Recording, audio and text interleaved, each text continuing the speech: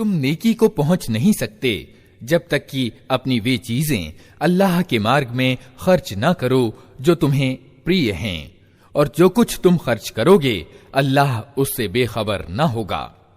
खाने की ये सारी चीजें जो मोहम्मद के धर्म विधान में हलाल हैं, इसराइलियों के लिए भी हलाल यानी वैध थीं। अलबत्ता कुछ चीजें ऐसी थीं जिन्हें तौरात के उतारे जाने से पहले इसराइल हजरत याकूब अलैहिस्सलाम ने स्वयं अपने लिए हराम यानी अवैध कर लिया था। उनसे कहो, अगर तुम अपनी आपत्ति में सच्चे हो तो लाओ तौरात और प्रस्तुत करो उसका कोई अंश। इसके बाद भी जो लोग अपनी झूठी घड़ी हुई बातें अल्लाह से जोड़ते रहें, वही वास्तव में अत्याचारी हैं। कहो, अल्लाह ने जो कुछ कहा है सच कहा है।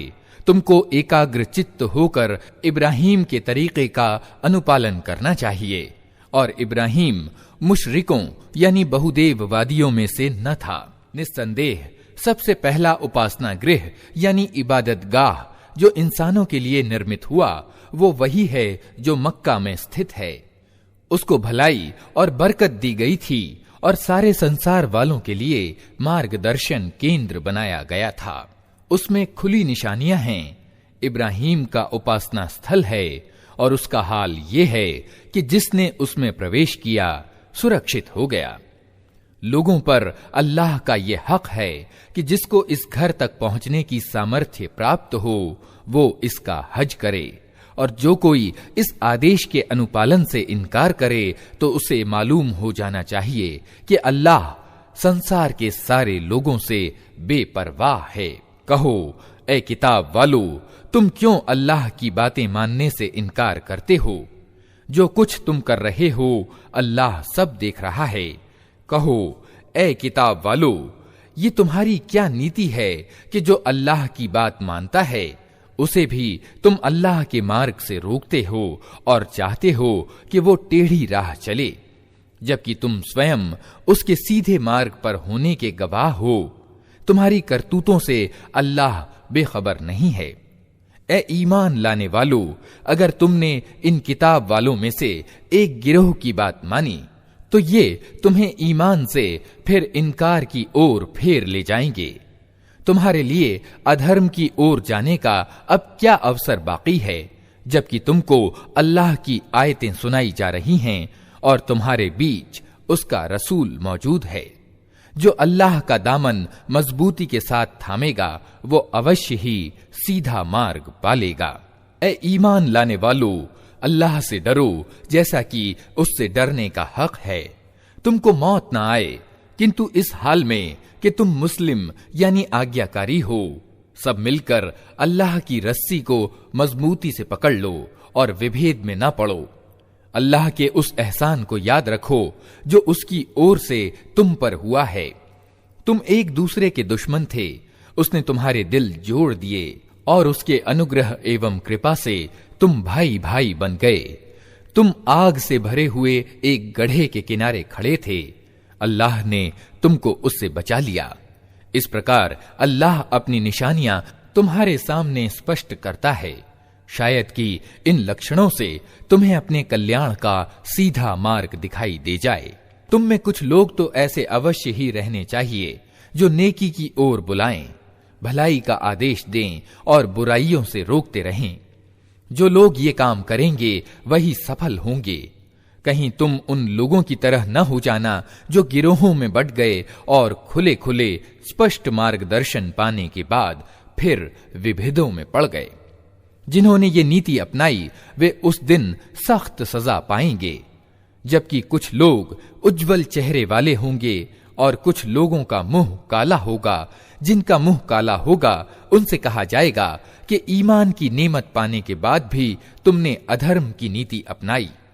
अच्छा, तो अब इस अकृतज्ञता के बदले में यातना यानी अजाब का मजा चखो। रहे वे लोग जिनके चेहरे उज्जवल होंगे तो उनको अल्लाह की दयालुता की छाया में जगह मिलेगी और हमेशा वे इसी दशा में रहेंगे। ये अल्लाह के कथन हैं जो हम तुम्हें ठीक ठीक सुना रहे हैं, क्योंकि अल्लाह संसार वालों पर जुल्म करने का कोई इरादा नहीं रखता। धरती और आकाश की सारी चीजों का मालिक अल्लाह है और सारे मामले अल्लाह ही के सामने पेश होते हैं। अब संसार में वो उत्तम गिरोह तुम हो जिसे इंसानों के मार्गदर्शन और सुधार के लिए मैदान में लाया गया है। तुम नेकी का आदेश देते हो, बुराई से रोकते हो और अल्लाह पर ईमान रखते हो।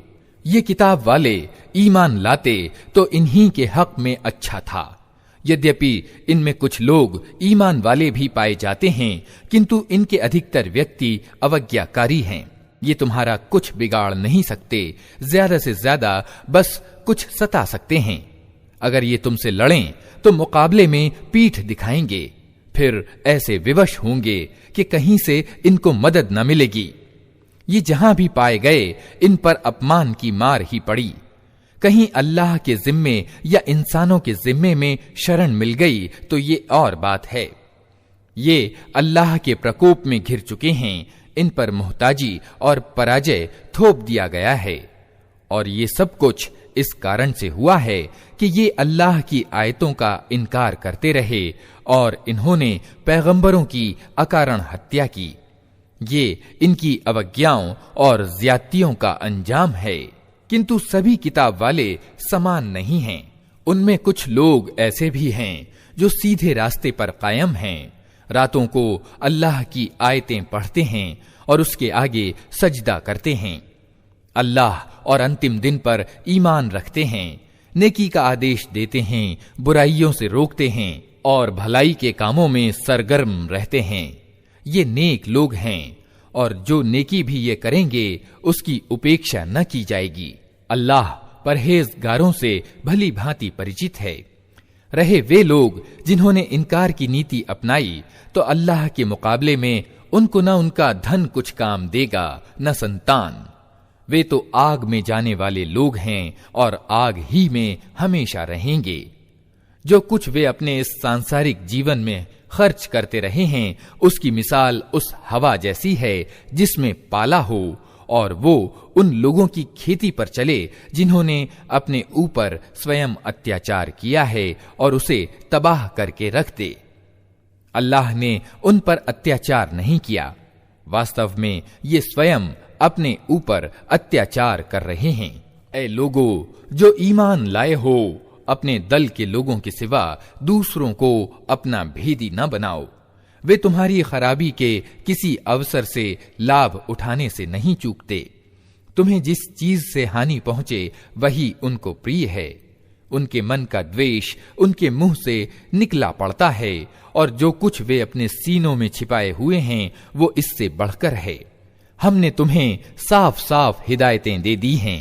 अगर तुम बुद्धिमान हो तो उनसे संबंध रखने में सावधानी बरतोगे। तुम उनसे प्रेम करते हो किंतु वे तुमसे प्रेम नहीं करते, हालांकि तुम समस्त आसमानी किताबों को मानते हो। जब वे तुमसे मिलते हैं तो कहते हैं कि हमने भी तुम्हारे रसूल और तुम्हारी किताब को मान लिया है, किंतु जब अलग होते हैं तो तुम्हारे विरुद्ध उनके क्रोध एवं प्रकोप का ये हाल होता है कि अपनी उंगलियां चबाने लगते हैं। उनसे कह दो कि अपने क्रोध में आप जल मरो। अल्लाह दिलों के छिपे हुए भेद तक जानता है। तुम्हारा भला होता है तो उनको बुरा मालूम होता है, और तुम पर कोई मुसीबत आती है तो ये प्रसन्न होते हैं, किंतु इनका कोई उपाय तुम्हारे विरुद्ध सफल नहीं हो सकता। शर्त यह है कि तुम धैर्य से काम लो और अल्लाह से डर कर काम करते रहो। जो कुछ ये कर रहे हैं अल्लाह उस पर हावी है। ऐ पैगंबर, मुसलमानों के सामने उस अवसर की चर्चा करो जब तुम सुबह सवेरे अपने घर से निकले थे और उहूद के मैदान में मुसलमानों को जंग के लिए जगह जगह नियुक्त कर रहे थे। अल्लाह सारी बातें सुनता है और वो बहुत ही खबर रखने वाला है। याद करो जब तुम में से दो गिरोह कायरता दिखाने पर आमादा हो गए थे, हालांकि अल्लाह उनकी मदद पर मौजूद था और ईमान लाने वालों को अल्लाह ही पर भरोसा रखना चाहिए। आखिर इससे पहले बद्र की लड़ाई में अल्लाह तुम्हारी मदद कर चुका था, हालांकि उस समय तुम बहुत कमजोर थे। अतः तुमको चाहिए कि अल्लाह की नाशुक्री से बचो। उम्मीद है कि अब तुम शुक्रगुजार बनोगे। ऐ नबी, याद करो जब तुम ईमान वालों से कह रहे थे, क्या तुम्हारे लिए ये बात काफी नहीं कि अल्लाह 3000 फरिश्ते उतार कर तुम्हारी सहायता करे। निस्संदेह अगर तुम धैर्य से काम लो और अल्लाह से डरते हुए काम करो तो जिस क्षण तुम्हारे शत्रु तुम्हारे ऊपर चढ़कर आएंगे उसी क्षण तुम्हारा रब 3000 नहीं 5000 निशान वाले फरिश्तों से तुम्हारी सहायता करेगा। ये बात अल्लाह ने तुम्हें इसलिए बता दी है कि तुम प्रसन्न हो जाओ और तुम्हारे दिल संतुष्ट हो जाएं। विजय और सहायता जो कुछ भी है अल्लाह की ओर से है, जो बड़ी शक्ति वाला और सूझबूझ वाला है। और ये सहायता वो तुम्हारी इसलिए करेगा ताकि कुफ्र की राह पर चलने वालों की एक भुजा काट दे या उनको ऐसी अपमानजनक पराजय दे कि वे असफलता के साथ परास्त हो जाएं। ऐ पैगंबर, निर्णय के अधिकारों में तुम्हारा कोई हिस्सा नहीं। अल्लाह को अधिकार है चाहे उन्हें माफ करे चाहे सजा दे, क्योंकि वे अत्याचारी हैं। धरती और आकाशों में जो कुछ है उसका मालिक अल्लाह है, जिसको चाहे माफ कर दे और जिसको चाहे यातना दे। वो क्षमाशील और दयावान है। ए ईमान लाने वालों, ये बढ़ता और चढ़ता ब्याज खाना छोड़ दो और अल्लाह से डरो। आशा है कि सफल होगे। उस आग से बचो जो अधर्मियों के लिए जुटाई गई है। अल्लाह और रसूल का आदेश मानो। आशा है कि तुम पर दया की जाएगी। दौड़कर चलो उस मार्ग पर जो तुम्हारे रब की बख्शिश यानी क्षमादान और उस जन्नत की ओर जाता है जिसका विस्तार धरती और आकाशों जैसा है, और वो ईश्वर से उन डरने वाले लोगों के लिए तैयार की गई है जो प्रत्येक दशा में अपने माल खर्च करते हैं, चाहे बुरे हाल में हो या अच्छे हाल में, जो गुस्से को पी जाते हैं और दूसरों के कसूर को माफ कर देते हैं।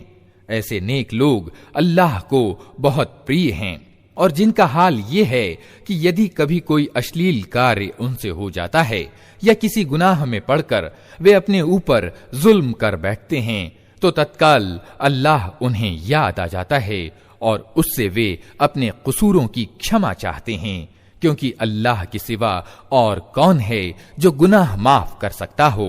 और वे कभी जानते बूझते अपने किए पर आग्रह नहीं करते। ऐसे लोगों का बदला उनके रब के पास ये है कि वो उनको माफ कर देगा और ऐसे बागों में उन्हें दाखिल करेगा जिनके नीचे नहरें बहती होंगी और वहां वे हमेशा रहेंगे। कैसा अच्छा बदला है अच्छे कर्म करने वालों के लिए। तुमसे पहले बहुत से युग बीत चुके हैं। धरती में चल फिर कर देख लो कि उन लोगों का क्या अंजाम हुआ जिन्होंने अल्लाह के आदेशों को झुठलाया। ये लोगों के लिए एक स्पष्ट और खुली चेतावनी है, और जो अल्लाह से डरते हों उनके लिए मार्गदर्शन और उपदेश। हताश न हो, दुखी न हो, तुम ही छा कर रहोगे अगर तुम ईमान वाले हो। इस समय अगर तुम्हें चोट लगी है तो इससे पहले ऐसी ही चोट तुम्हारे विरोधी वर्ग को भी लग चुकी है। ये तो समय के उतार चढ़ाव हैं जिन्हें हम लोगों के बीच गर्दिश देते रहते हैं। तुम पर यह समय इसलिए लाया गया कि अल्लाह देखना चाहता था कि तुम में सच्चे ईमान वाले कौन हैं, और उन लोगों को छांट लेना चाहता था जो वास्तव में सच्चाई के गवाह हों, क्योंकि अत्याचारी अल्लाह को प्रिय नहीं, और वो इस परीक्षा के द्वारा ईमान वालों को अलग छांटकर इनकार करने वालों का दमन कर देना चाहता था। क्या तुमने ये समझ रखा है कि यूं जन्नत में चले जाओगे, हालांकि अभी अल्लाह ने ये तो देखा ही नहीं कि तुम में कौन वे लोग हैं जो उसके मार्ग में जाने लड़ाने वाले और उसके लिए धैर्य से काम लेने वाले हैं। तुम तो मौत की तमन्नाएं कर रहे थे, मगर ये उस समय की बात थी जब मौत सामने न आई थी। लो, अब वो तुम्हारे सामने आ गई और तुमने उसे आंखों से देख लिया। मोहम्मद इसके सिवा कुछ नहीं कि बस एक रसूल हैं। उनसे पहले और रसूल भी गुजर चुके हैं। फिर क्या अगर उनकी मृत्यु हो जाए या उनकी हत्या कर दी जाए तो तुम लोग उल्टे पांव फिर जाओगे? याद रखो, जो उल्टा फिरेगा वो अल्लाह का कुछ नुकसान न करेगा। अलबत्ता जो अल्लाह के शुक्रगुजार बंदे बनकर रहेंगे उन्हें वो इसकी मजदूरी देगा। कोई प्राणी अल्लाह की अनुमति के बिना नहीं मर सकता। मौत का समय तो लिखा हुआ है। जो व्यक्ति दुनिया में बदला पाने के इरादे से कार्य करेगा उसको हम दुनिया ही में से देंगे, और जो आखिरत के बदले के इरादे से कार्य करेगा वो आखिरत का बदला पाएगा, और शुक्र करने वालों को हम उनका बदला अवश्य प्रदान करेंगे। इससे पहले कितने ही नबी ऐसे हुए हैं जिनके साथ मिलकर बहुत से खुदा परस्तों ने युद्ध किया। अल्लाह के मार्ग में जो मुसीबतें उन पर पड़ीं उनसे वे हताश नहीं हुए, उन्होंने कमजोरी नहीं दिखाई, वे असत्य के आगे नतमस्तक नहीं हुए। ऐसे ही धैर्यवानों को अल्लाह पसंद करता है। उनकी प्रार्थना बस ये थी कि ऐ हमारे रब, हमारी गलतियों और कोताहियों को क्षमा कर, हमारे कार्य में तेरी सीमाओं से जो ज्यादती हो गई हो उसे क्षमा कर दे, हमारे कदम जमा दे और अधर्मियों के मुकाबले में हमारी सहायता कर। आखिरकार अल्लाह ने उनको इस दुनिया का बदला भी दिया और इससे उत्तम आखिरत का बदला भी प्रदान किया। अल्लाह को ऐसे ही सत्कर्मी पसंद हैं। ऐ लोगों जो ईमान लाए हो, अगर तुम उन लोगों के इशारों पर चलोगे जिन्होंने कुफ्र यानी इनकार का मार्ग अपनाया है तो वे तुमको उल्टा फेर ले जाएंगे और तुम असफल हो जाओगे। उनकी बातें असत्य हैं।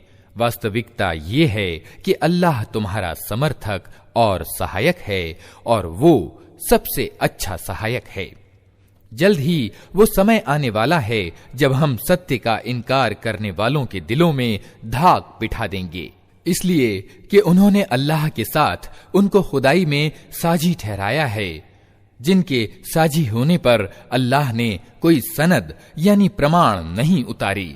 उनका अंतिम ठिकाना जहन्नम है और बहुत ही बुरी है वो ठहरने की जगह जो उन अत्याचारियों को मिलेगी। अल्लाह ने समर्थन और सहायता का जो वादा तुमसे किया था वो तो उसने पूरा कर दिया। आरंभ में उसकी अनुमति से तुम ही उनको कत्ल कर रहे थे, किंतु जब तुमने कमजोरी दिखाई और अपने काम में परस्पर विभेद किया और जैसे ही वो चीज अल्लाह ने तुम्हें दिखाई जिसके मोह में तुम गिरफ्तार थे, अर्थात युद्ध क्षेत्र में प्राप्त शत्रु का माल, तुम अपने नायक के आदेश का उल्लंघन कर बैठे, इसलिए कि तुम में कुछ लोग दुनिया के इच्छुक थे और कुछ आखिरत की इच्छा रखते थे।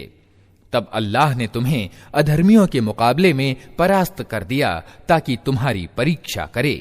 और सत्य ये है कि अल्लाह ने फिर भी तुम्हें क्षमा ही कर दिया, क्योंकि ईमान वालों पर अल्लाह की बड़ी कृपा दृष्टि है। याद करो जब तुम भागे चले जा रहे थे, किसी की ओर पलट कर देखने तक का होश तुम्हें न था और रसूल तुम्हारे पीछे तुमको पुकार रहा था।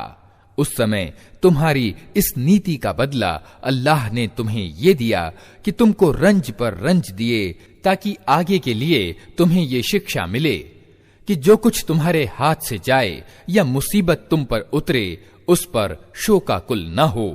अल्लाह तुम्हारे सब कर्मों को जानता है। इस गम के बाद फिर अल्लाह ने तुम में से कुछ लोगों पर ऐसी इत्मीनान की सी हालत पैदा कर दी कि वे ऊँघने लगे, मगर एक दूसरा गिरोह जिसके लिए सारा महत्व बस अपने हित का था, अल्लाह के बारे में तरह तरह के अज्ञान पूर्ण गुमान करने लगा जो बिल्कुल सत्य के विपरीत थे। ये लोग अब कहते हैं कि इस काम के चलाने में हमारा भी कोई हिस्सा है। इनसे कहो किसी का कोई हिस्सा नहीं, इस काम के सारे अधिकार अल्लाह के हाथ में हैं। वास्तव में ये लोग अपने दिलों में जो बात छिपाए हुए हैं उसे तुम पर जाहिर नहीं करते। उनका असल मकसद ये है कि अगर नेतृत्व के अधिकार में हमारा कुछ हिस्सा होता तो यहां हम मारे न जाते। इनसे कह दो कि अगर तुम अपने घरों में भी होते तो जिन लोगों की मौत लिखी हुई थी वे खुद अपने मारे जाने की जगहों की ओर निकल आते। और ये मामला जो पेश आया ये तो इसलिए था कि जो कुछ तुम्हारे सीनों में छिपा हुआ है अल्लाह उसे जांच ले और जो खोट तुम्हारे दिलों में है उसे छांट दे। अल्लाह दिलों का हाल भली भांति जानता है। तुम में से जो लोग मुकाबले के दिन पीठ फेर गए थे उनके इस फिसलने का कारण ये था कि उनकी कुछ कमजोरियों के कारण शैतान ने उनके कदम डगमगा दिए थे। अल्लाह ने उन्हें क्षमा कर दिया। अल्लाह बड़ा क्षमा करने वाला और सहनशील है। ऐ लोगो जो ईमान लाए हो, अधर्मियों की सी बातें ना करो। जिनके सगे संबंधी अगर कभी सफर पर जाते हैं या युद्ध में सम्मिलित होते हैं और वहां किसी घटना में घिर जाते हैं तो वे कहते हैं कि यदि वे हमारे पास होते तो न मारे जाते और न कत्ल होते। अल्लाह इस प्रकार की बातों को उनके दिलों में पछतावा और संताप का कारण बना देता है। अन्यथा वास्तव में मारने और जिलाने वाला तो अल्लाह ही है और तुम्हारे सभी कर्मों को वही देखता है। अगर तुम अल्लाह के मार्ग में मारे जाओ या मर जाओ तो अल्लाह की जो दयालुता और क्षमा दान तुम्हारे हिस्से में आएगा वो उन सारी चीजों से उत्तम है जिन्हें ये लोग इकट्ठा कर रहे हैं। और चाहे तुम मरो या मारे जाओ, प्रत्येक दशा में तुम सबको सिमट कर जाना अल्लाह ही की ओर है। ऐ पैगंबर, ये अल्लाह की बड़ी दयालुता है कि तुम इन लोगों के लिए बहुत नर्म स्वभाव के हो। अन्यथा यदि कहीं तुम क्रूर स्वभाव और कठोर हृदय के होते तो ये सब तुम्हारे आसपास से छंट जाते। इनके कसूर माफ कर दो, इनके लिए मग़फ़िरत की दुआ करो और धर्म के कार्य में इनको भी परामर्श में सम्मिलित रखो। फिर जब तुम्हारा संकल्प किसी सम्मति पर सुदृढ़ हो जाए तो अल्लाह पर भरोसा करो। अल्लाह को वे लोग प्रिय हैं जो उसी के भरोसे पर काम करते हैं। अल्लाह तुम्हारी सहायता पर हो तो कोई शक्ति तुम पर प्रभावी होने वाली नहीं, और वो तुम्हें छोड़ दे तो इसके बाद कौन है जो तुम्हारी मदद कर सकता हो। अतः जो सच्चे ईमान वाले हैं उनको अल्लाह ही पर भरोसा रखना चाहिए। किसी नबी का ये काम नहीं हो सकता कि वो खयानत कर जाए, और जो कोई खयानत करे वो अपनी खयानत सहित क़यामत के दिन हाजिर हो जाएगा। फिर प्रत्येक जीव को उसकी कमाई का पूरा पूरा बदला मिल जाएगा और किसी पर कुछ जुल्म न होगा। भला ये कैसे हो सकता है कि जो व्यक्ति हमेशा अल्लाह की इच्छा पर चलने वाला हो वो उस व्यक्ति के जैसा काम करे जो अल्लाह के प्रकोप में घिर गया हो और जिसका अंतिम ठिकाना जहन्नम हो, जो बहुत ही बुरा ठिकाना है। अल्लाह के निकट दोनों प्रकार के आदमियों में बहुत दर्जों का अंतर है और अल्लाह सबके कर्मों पर नजर रखता है। वास्तव में ईमान वालों पर तो अल्लाह ने ये बहुत बड़ा उपकार किया है कि उनके बीच खुद उन्हीं में से एक ऐसा पैगंबर उठाया जो उसकी आयतें उन्हें सुनाता है, उनके जीवन को संवारता है और उनको किताब और गहरी समझ की शिक्षा देता है। हालांकि इससे पहले यही लोग खुली गुमराहियों में पड़े हुए थे। और ये तुम्हारा क्या हाल है कि जब तुम पर मुसीबत आ पड़ी तो तुम कहने लगे ये कहां से आई, हालांकि बद्र की लड़ाई में इससे 2 गुनी मुसीबत तुम्हारे हाथों विरोधी गिरोह पर पड़ चुकी है। ए नबी, इनसे कहो ये मुसीबत तुम्हारी अपनी लाई हुई है। अल्लाह को हर चीज की सामर्थ्य प्राप्त है। जो हानि लड़ाई के दिन तुम्हें पहुंची वो अल्लाह की अनुमति से थी और इसलिए थी कि अल्लाह देख ले कि तुम में से ईमान वाले कौन हैं और मुनाफिक यानी कपटाचारी कौन। वे मुनाफिक कि जब उनसे कहा गया आओ अल्लाह के रास्ते में लड़ो या कम से कम अपने नगर की रक्षा ही करो, तो कहने लगे अगर हम जानते कि आज लड़ाई होगी तो हम अवश्य तुम्हारे साथ चलते। ये बात जब वे कह रहे थे उस समय वे ईमान की अपेक्षा अधर्म के अधिक निकट थे।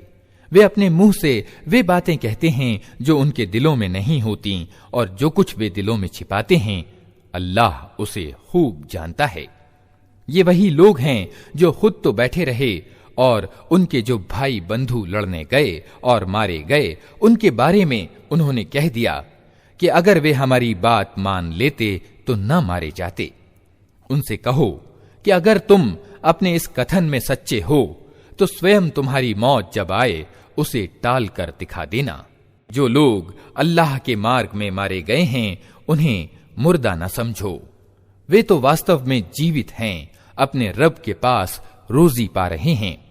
जो कुछ अल्लाह ने अपनी उदार कृपा से उन्हें दिया है उस पर प्रसन्न और आनंदित हैं और संतुष्ट हैं कि जो ईमान वाले उनके पीछे संसार में रह गए हैं और अभी वहां नहीं पहुंचे हैं, उनके लिए भी किसी डर और रंज का अवसर नहीं है। वे अल्लाह के इनाम और उसकी उदार कृपा पर आनंदित और प्रसन्न हैं और उनको मालूम हो चुका है कि अल्लाह ईमान वालों का बदला नष्ट नहीं करता। ऐसे ईमान वालों के बदले को जिन्होंने जख्म खाने के बाद भी अल्लाह और रसूल की पुकार को स्वीकार किया, उनमें जो लोग नेक और परहेजगार हैं उनके लिए बड़ा बदला है। जिनसे लोगों ने कहा कि तुम्हारे विरुद्ध बड़ी सेनाएं एकत्र हुई हैं, उनसे डरो, तो ये सुनकर उनका ईमान और बढ़ गया और उन्होंने उत्तर दिया कि हमारे लिए अल्लाह काफी है और वही सबसे अच्छा कार्य साधक है। आखिरकार वे अल्लाह की नेमत और उदार कृपा के साथ पलट आए, उनको किसी प्रकार की तकलीफ भी न पहुंची और अल्लाह की इच्छा पर चलने का श्रेय भी उन्हें प्राप्त हो गया। अल्लाह बड़ा अनुग्रह करने वाला है। अब तुम्हें मालूम हो गया कि वो वास्तव में शैतान था जो अपने दोस्तों से अकारण डरा रहा था। अतः आगे तुम इंसानों से न डरना, मुझसे डरना अगर तुम वास्तव में ईमान वाले हो।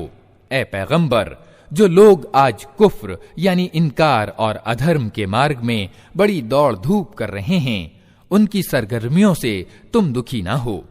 ये अल्लाह का कुछ भी ना बिगाड़ सकेंगे। अल्लाह का इरादा ये है कि उनके लिए परलोक में कोई हिस्सा न रखे और आखिरकार उनको सख्त सजा मिलने वाली है।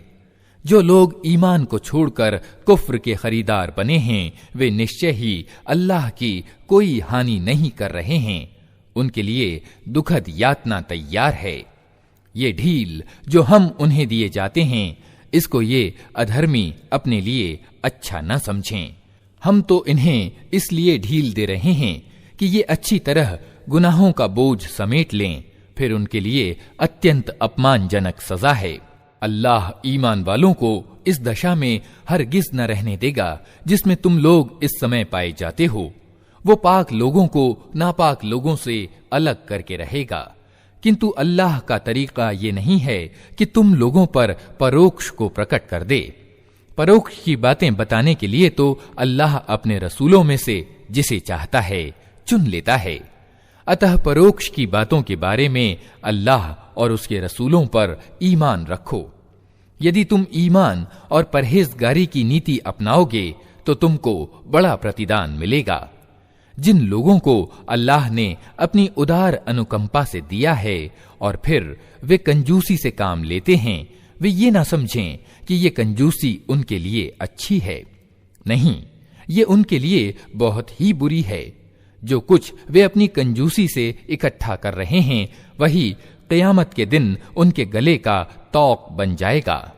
धरती और आकाशों की मीरास अल्लाह ही के लिए है और तुम जो कुछ करते हो अल्लाह उसे जानता है। अल्लाह ने उन लोगों की बात सुनी जो कहते हैं कि अल्लाह निर्धन है और हम धनी हैं। उनकी ये बातें भी हम लिख लेंगे और इससे पहले जो वे पैगंबरों की अकारण हत्या करते रहे हैं, वो भी उनकी कर्म पत्री में अंकित है। जब फैसले का समय आएगा, उस समय हम उनसे कहेंगे कि लो, अब नरक यातना का मजा चखो। ये तुम्हारे अपने हाथों की कमाई है। अल्लाह अपने बंदों के लिए जालिम नहीं है। जो लोग कहते हैं अल्लाह ने हमको आदेश दे रखा है कि हम किसी को रसूल स्वीकार न करें जब तक वो हमारे सामने ऐसी कुर्बानी न करे जिसे परोक्ष से आकर आग खा ले, उनसे कहो, तुम्हारे पास मुझसे पहले बहुत से रसूल आ चुके हैं जो बहुत सी स्पष्ट निशानियां लाए थे और वो निशानी भी लाए थे जिसकी बात तुम करते हो। फिर यदि ईमान लाने के लिए ये शर्त रखने में तुम सच्चे हो तो उन रसूलों की तुमने हत्या क्यों की? अब ए नबी, अगर ये लोग तुम्हें झुठलाते हैं तो बहुत से रसूल तुमसे पहले झुठलाए जा चुके हैं, जो खुली खुली निशानियां और सहीफे और प्रकाशदायक किताबें लाए थे। आखिरकार प्रत्येक व्यक्ति को मरना है और तुम सब अपना पूरा पूरा बदला क़यामत के दिन पाने वाले हो। कामयाब वास्तव में वो है जो वहां जहन्नम की आग से बच जाए और जन्नत में पहुंचा दिया जाए। रहा ये संसार तो ये केवल एक बाह्य धोखे की चीज है। मुसलमानों, तुम धन और प्राण दोनों की परीक्षा में अवश्य ही डाले जाओगे और तुम किताब वालों और मुशरिकों यानी बहुदेववादियों से बहुत सी कष्टदायक बातें सुनोगे। अगर इन सब स्थितियों में तुम धैर्य और धर्म परायणता की नीति पर जमे रहो तो ये बड़े साहस का काम है। इन किताब वालों को वो वचन भी याद दिलाओ जो अल्लाह ने उनसे लिया था कि तुम्हें किताब की शिक्षाओं को लोगों में फैलाना होगा, उन्हें गुप्त रखना नहीं होगा। किंतु उन्होंने किताब को पीठ पीछे डाल दिया और थोड़े मूल्य पर उसे बेच डाला। कितना बुरा कारोबार है जो ये कर रहे हैं। तुम उन लोगों को यातना से सुरक्षित न समझो जो अपनी करतूतों पर खुश हैं और चाहते हैं कि ऐसे कामों की सराहना उन्हें प्राप्त हो जो वास्तव में उन्होंने नहीं किए हैं। निश्चय ही उनके लिए दर्दनाक सजा तैयार है। धरती और आकाश का मालिक अल्लाह है और उसकी कुदरत सब पर हावी है। धरती और आकाशों की रचना में और रात और दिन के बारी बारी से आने में उन बुद्धिमानों के लिए बहुत निशानियां हैं जो उठते बैठते और लेटते हर हाल में अल्लाह को याद करते हैं और आकाश और धरती की संरचना में सोच विचार करते हैं। वे बेख्तियार बोल उठते हैं, हमारे रब, ये सब कुछ तूने व्यर्थ और बेमकसद नहीं बनाया है। तू पाक है इससे कि निरर्थक कार्य करे। अतः ए रब, हमें नरक की यातना से बचा ले। तूने जिसे नरक में डाला उसे वास्तव में बड़ी अपमान दशा और दुर्गति में डाल दिया और फिर ऐसे जालिमों का कोई सहायक न होगा। हमारे मालिक, हमने एक पुकारने वाले को सुना जो ईमान की ओर बुलाता था और कहता था कि अपने रब को मानो। हमने उसका आमंत्रण स्वीकार कर लिया। अतः ए हमारे मालिक, जो अपराध हमसे हुए हैं उनको क्षमा कर दे, जो बुराइयां हम में हैं उन्हें दूर कर दे और हमारा अंत नेक लोगों के साथ कर। हमारे रब, जो वादे तूने अपने रसूलों के माध्यम से किए हैं उनको हमारे साथ पूरा कर और क़यामत के दिन हमें रुसवाई में न डाल। बेशक तू अपने वादे के खिलाफ करने वाला नहीं है।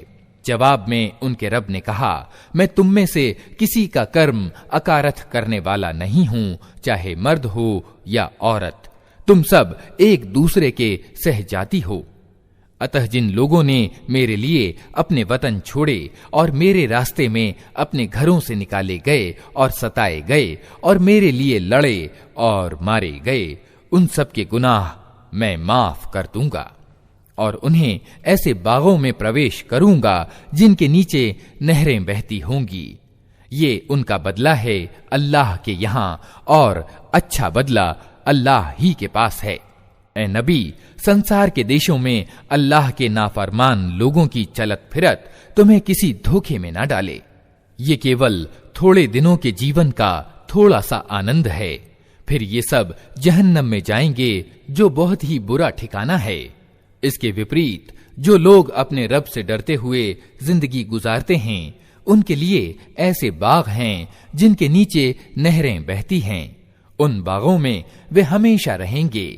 अल्लाह की ओर से आतिथ्य सामग्री है उनके लिए और जो कुछ अल्लाह के पास है नेक लोगों के लिए वही सबसे अच्छा है। किताब वालों में भी कुछ ऐसे लोग हैं जो अल्लाह को मानते हैं, इस किताब पर ईमान लाते हैं जो तुम्हारी ओर भेजी गई है और उस किताब पर भी ईमान लाते हैं जो इससे पहले खुद उनकी ओर भेजी गई थी।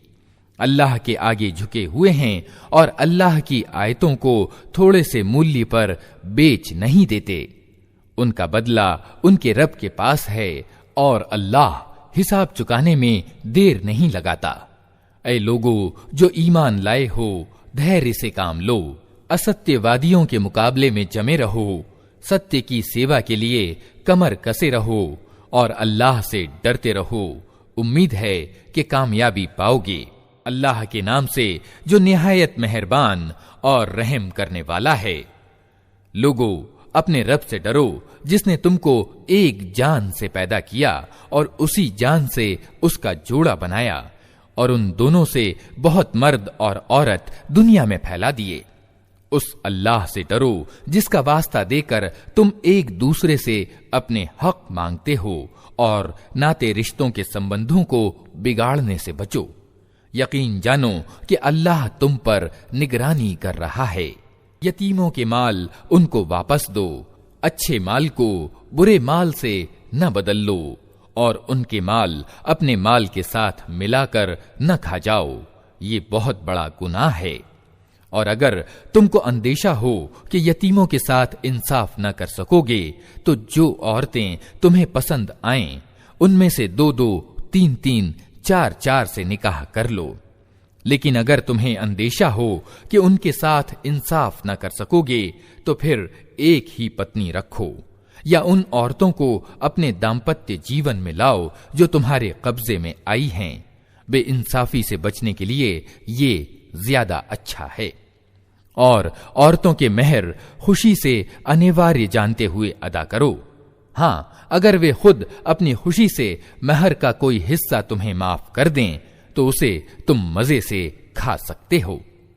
और अपने वे माल जिन्हें अल्लाह ने तुम्हारे लिए जिंदगी कायम रखने का साधन बनाया है नादान लोगों को न सौंपो। अलबत्ता उन्हें खाने और पहनने के लिए दो और उन्हें नेक सुझाव दो।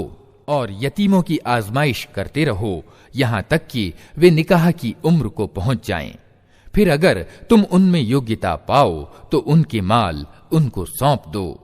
ऐसा कभी न करना कि न्याय की सीमा का उल्लंघन करके इस भय से उनके माल जल्दी जल्दी खा जाओ कि वे बड़े होकर अपने हक की मांग करेंगे।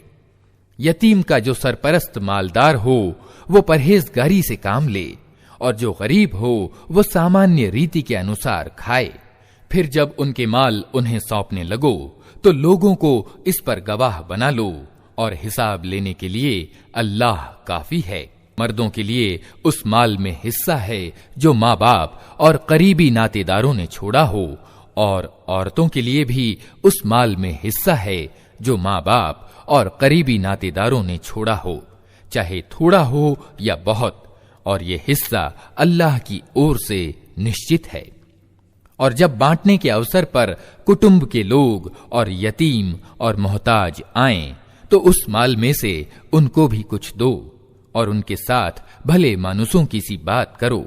लोगों को इस बात का ख्याल करके डरना चाहिए कि अगर वे खुद अपने पीछे बेबस बच्चे छोड़ते तो मरते समय उन्हें अपने बच्चों के लिए कैसी कुछ आशंकाएं घेरती। इसलिए चाहिए कि वे अल्लाह से डरें और ठीक बात करें।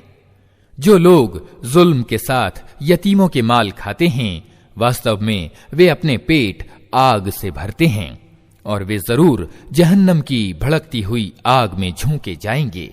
तुम्हारी संतान के बारे में अल्लाह तुम्हें आदेश देता है कि मर्द का हिस्सा 2 औरतों के बराबर है।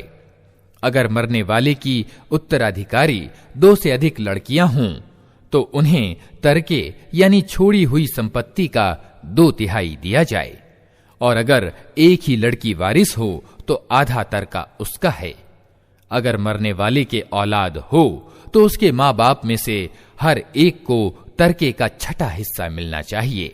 और अगर वो निसंतान हो और माँ बाप ही उसके वारिस हों तो माँ को 3रा हिस्सा दिया जाए। और अगर मरने वाले के भाई बहन भी हों तो माँ 6ठे हिस्से की हकदार होगी।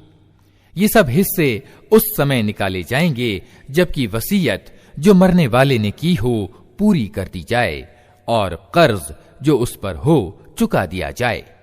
तुम नहीं जानते कि तुम्हारे माँ बाप और तुम्हारी संतान में से कौन लाभ की दृष्टि से तुमसे ज्यादा करीब है। ये हिस्से अल्लाह ने निश्चित कर दिए हैं और अल्लाह यकीनन ही सब हकीकतों से वाकिफ और सब मसलहतों का जानने वाला है। और तुम्हारी बीवियों ने जो कुछ छोड़ा हो उसका आधा हिस्सा तुम्हें मिलेगा अगर वे निस्संतान हों, वरना संतान होने की स्थिति में तरके का 1/4 हिस्सा तुम्हारा है, जबकि वसीयत जो उन्होंने की हो पूरी कर दी जाए और कर्ज जो उन्होंने छोड़ा हो चुका दिया जाए। और वे तुम्हारे तरके में से 1/4 की हकदार होंगी अगर तुम निस्संतान हो, वरना तुम्हारे संतान वाले होने की स्थिति में उनका हिस्सा 8वां होगा। इसके बाद की जो वसीयत तुमने की हो वो पूरी कर दी जाए और जो कर्ज तुमने छोड़ा हो वो चुका दिया जाए। और अगर वो मर्द या औरत जिसका तरका बांटना है निसंतान भी हो और उसके माँ बाप भी जिंदा न हो, मगर उसका एक भाई या एक बहन मौजूद हो, तो भाई और बहन हर एक को 6ठा हिस्सा मिलेगा। और भाई बहन एक से ज्यादा हों तो सारे तरके के 1/3 में वे सब शरीक होंगे, जबकि वसीयत जो की गई हो पूरी कर दी जाए और कर्ज जो मरने वाले ने छोड़ा हो अदा कर दिया जाए। शर्त यह है कि वो नुकसान पहुंचाने वाला ना हो। ये आदेश हैं अल्लाह की ओर से और अल्लाह जानता देखता और सहनशील है। ये अल्लाह की निश्चित की हुई सीमाएं हैं। जो अल्लाह और उसके रसूल का कहा मानेगा उसे अल्लाह ऐसे बागों में दाखिल करेगा जिनके नीचे नहरें बहती होंगी और उन बागों में वो हमेशा रहेगा, और ये बड़ी सफलता है। और जो अल्लाह और उसके रसूल की नाफरमानी करेगा और उसकी निर्धारित सीमाओं का उल्लंघन कर जाएगा, उसे अल्लाह आग में डालेगा जिसमें वो हमेशा रहेगा, और उसके लिए अपमानजनक सजा है। तुम्हारी औरतों में जो बदकारी कर बैठें उन पर अपने में से 4 आदमियों की गवाही लो, और अगर 4 आदमी गवाही दे दें तो उनको घरों में बंद रखो यहां तक कि उन्हें मौत आ जाए या अल्लाह उनके लिए कोई रास्ता निकाल दे। और तुम में से जो ये काम कर बैठें उन दोनों को तकलीफ दो, फिर अगर वे तौबा करें और अपने को सुधार लें तो उन्हें छोड़ दो कि अल्लाह बहुत तौबा कबूल करने वाला और रहम करने वाला है। हाँ, ये जान लो कि अल्लाह पर तौबा कबूल करने का हक उन्हीं लोगों के लिए है जो नादानी की वजह से कोई बुरा काम कर बैठते हैं और उसके बाद जल्दी ही तौबा कर लेते हैं। ऐसे लोगों की ओर अल्लाह अपनी मेहरबानी की निगाह से फिर ध्यान देता है, और अल्लाह सारी बातों की खबर रखने वाला और गहरी समझ रखने वाला पूरा जानकार है। मगर तौबा उन लोगों के लिए नहीं है जो बुरे काम किए चले जाते हैं, यहां तक कि जब उनमें से किसी की मौत का समय आ जाता है उस समय वो कहता है कि अब मैंने तौबा की। और इसी तरह तौबा उनके लिए भी नहीं है जो मरते दम तक अधर्मी रहें। ऐसे लोगों के लिए तो हमने दर्दनाक सजा तैयार कर रखी है। ऐ लोगों जो ईमान लाए हो, तुम्हारे लिए ये हलाल नहीं है कि जबरदस्ती औरतों के वारिस बन बैठो, और ना ये हलाल है कि उन्हें तंग करके उस महर का कुछ हिस्सा उड़ा लेने की कोशिश करो जो तुम उन्हें दे चुके हो। हाँ, अगर वे किसी खुली बदचलनी का काम कर बैठें तो जरूर तुम्हें तंग करने का अधिकार है। उनके साथ भले ढंग से रहो सहो। अगर वे तुम्हें पसंद ना हो तो हो सकता है कि एक चीज तुम्हें पसंद ना हो, मगर अल्लाह ने उसी में बहुत कुछ भलाई रख दी हो। और अगर तुम एक बीवी की जगह दूसरी बीवी ले आने की ठान ही लो तो चाहे तुमने उसे ढेर सारा माल ही क्यों न दिया हो, उसमें से कुछ वापस न लेना। क्या तुम उसे झूठा कलंक लगाकर और खुला जुल्म करके वापस लोगे? और आखिर तुम उसे किस तरह लोगे जबकि तुम एक दूसरे से आनंद ले चुके हो और वे तुमसे दृढ़ प्रतिज्ञा करा चुकी हैं। और जिन औरतों से तुम्हारे बाप निकाह कर चुके हों उनसे हरगिज निकाह न करो, मगर जो पहले हो चुका सो हो चुका। वास्तव में ये एक अश्लील कर्म है, अप्रिय है और बुरा चलन है। तुम्हारे लिए हराम की गई हैं तुम्हारी माएं, बेटियां, बहन, फूफियां, मौसियां, भतीजियां, भांजियां और तुम्हारी वे माएं जिन्होंने तुम्हें दूध पिलाया हो, और तुम्हारी दूध में सम्मिलित बहनें, और तुम्हारी बीवियों की माएं, और तुम्हारी बीवियों की लड़कियां जिनका तुम्हारी गोद में पालन पोषण हुआ है, उन बीवियों की लड़कियां जिनसे तुम्हारा सहवास हो चुका हो। वरना अगर सिर्फ विवाह हुआ हो और सहवास न हुआ हो तो उन्हें छोड़कर उनकी लड़कियों से निकाह कर लेने में तुम्हारी कोई पकड़ नहीं है। और तुम्हारे उन बेटों की बीवियां जो तुम्हारे वीर्य से हों, और ये भी तुम्हारे लिए हराम है कि एक साथ इकट्ठा 2 बहनों को निकाह में रखो, मगर जो पहले हो गया सो हो गया। अल्लाह बख्शने वाला और रहम करने वाला है।